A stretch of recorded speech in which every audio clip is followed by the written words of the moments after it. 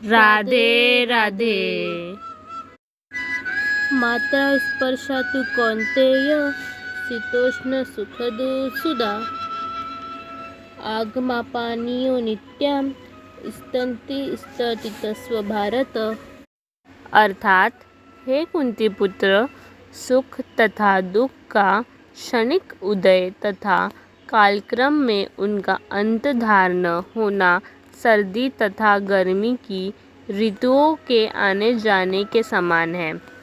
हे भरतवंशी, वे इंद्रिय बोध से उत्पन्न होते हैं और मनुष्य को चाहिए कि अविचल भाव से उनको सहन करना सीखे। तात्पर्य: कर्तव्य निर्वाह करते हुए मनुष्य को सुख तथा दुख के क्षणिक आने जाने को सहन करने का अभ्यास करना चाहिए।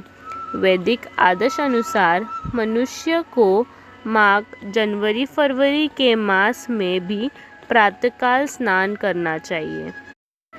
उस समय अत्यधिक ठंड पड़ती है, किंतु जो धार्मिक नियमों का पालन करने वाला है वह स्नान करने में तनिक भी झिकझिकाता नहीं।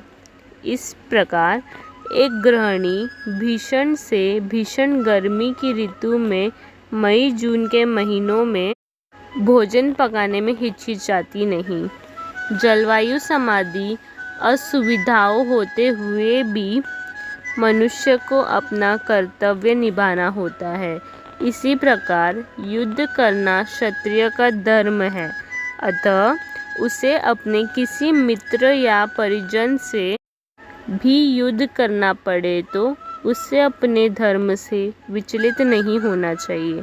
मनुष्य को ज्ञान प्राप्त करने के लिए धर्म के विधि विधान पालन करने होते हैं, क्योंकि ज्ञान तथा भक्ति से ही मनुष्य अपने आप को माया के बंधन से छुड़ा सकता है।